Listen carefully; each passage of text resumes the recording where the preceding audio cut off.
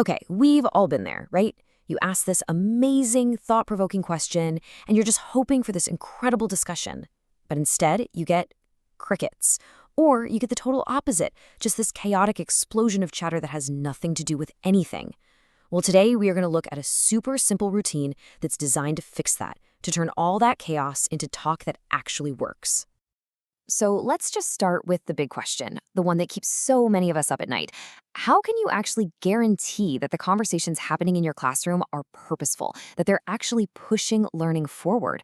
It feels like a huge, almost impossible question, but the little framework we're digging into today has a really simple and honestly powerful answer. Because that's always the goal, isn't it?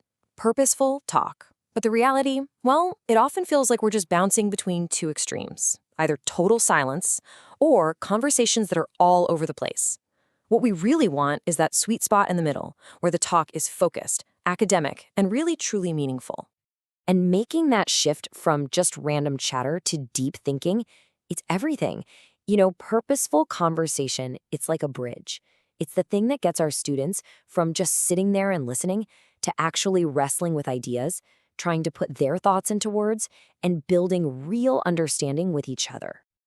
So, how do we build that bridge? How do we get from chaos to clarity? Well, it's time to meet the routine that's at the heart of this whole thing. And here it is, QSSA.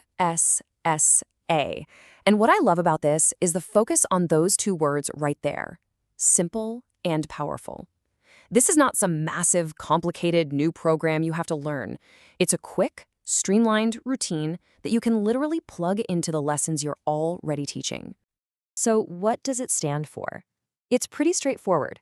Question, signal, stem, share, and assess. It's a 5-step dance, really, that's designed to make sure every single student is ready to talk, has the right academic words to use, and gets into a focused conversation. Okay, so the theory sounds good, but what does this actually look like in a real classroom with real kids? Let's pull back the curtain and see how it works. It all comes down to prepping just 3 little things ahead of time. You've got your sentence stems, which are absolute gold for language support. You've got your student signals, which help you manage the flow. And you've got your micro assessments, which are just quick ways to see who's getting it.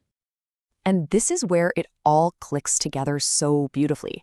That little bit of prep work on the left, jotting down a sentence stem, picking a signal, it directly fuels what the teachers and students actually do on the right. It's this perfect little system. When students have a stem, guess what? They're ready to share. When you have a signal, you can run the room without saying a word. Now let's zoom in on that last step, assess, because it's got 2 jobs. First, on the left, you're just getting a quick read, a simple fist to 5, a thumbs up, just to see who feels confident. But just as important over on the right, your other job is to listen for thinking. This is where you put on your special teacher ears and tune in to the ideas being shared, not worrying about perfect grammar or pronunciation.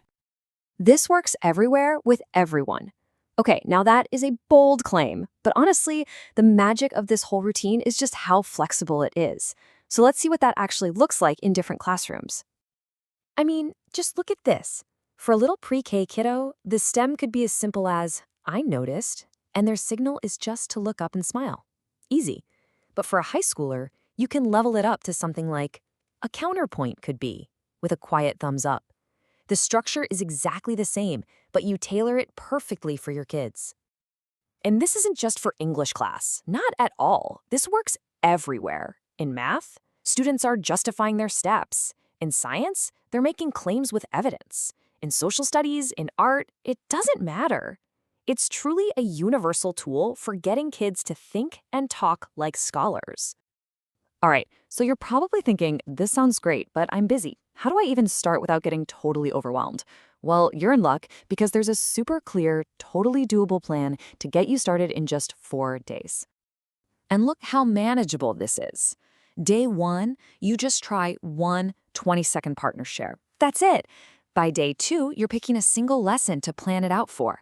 Day 3, you model it. And by day 4, you just let your students go for it and you watch and see what happens. It's the perfect, gentle ramp up to a really powerful practice. And that really is the whole philosophy behind this.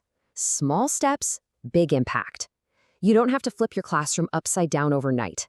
It's these tiny, intentional moves that create huge shifts in the quality of thinking and talking in your classroom.